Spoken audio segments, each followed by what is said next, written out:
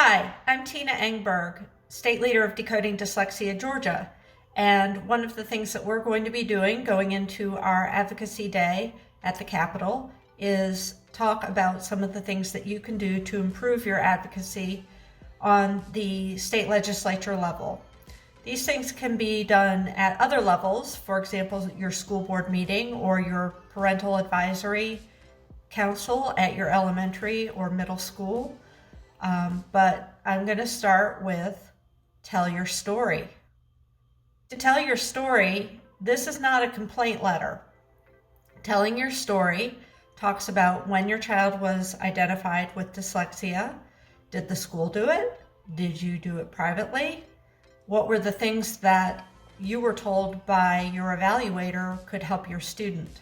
And did you do them? Did it help? These are all things that you can include in your story. You can write it out long form and keep it. You might even keep a story in your IEP binder, but for working with an elected official, their time is limited and you really have to get in the best bite-sized bits of information possible. So pare your story down to the most important pieces that are easily told in what might be an elevator speech, where you have 1 minute to capture someone's attention. Next up is find your legislators. One of the things that you can do is go to the website called openstates.org, openstates.org, and look up by address your legislator.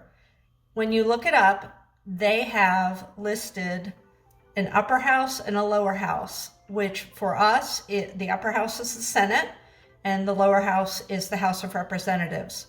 So you should get the names of 2 people who serve your community as legislators under the Gold Dome.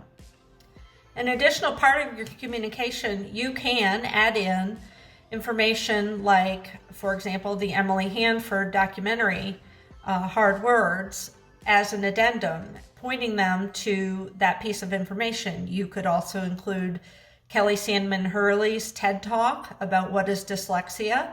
That's a fairly short piece that conveys a lot of information at the same time. And we have these items listed under the Resources tab of the Decoding Dyslexia Georgia website for you to investigate and figure out what you can add to your communication in addition to your story.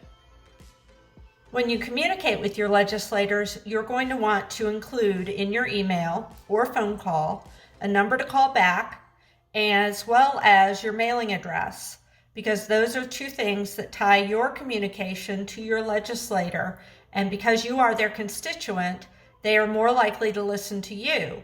If I email a legislator to another part of the state, I point out that I'm not their constituent, but here are some things that need to be said to address whatever it is that's going on. One of the things that you can do over the course of 5 days is choose 5 things to do, mark them on your calendar, and tick them off each day that you do them. The first might be to email your legislators to either bring your story to their attention or to bring them up on a piece of information that you've gathered as you follow along what's going on in education. The next thing could be to follow them on social media and engage them in discussion in that regard. You could also make public comment to a school board meeting or your student parent council at school, PTA, PTO, the special advisory panel. We have been very successful in getting parents to make public comment about dyslexia and how our schools handle dyslexia in front of that particular venue. And we do list those dates on the calendar of the Decoding Dyslexia Georgia Facebook page. And last but not least, thank you to Decoding Dyslexia Virginia for their help on the creation of this video.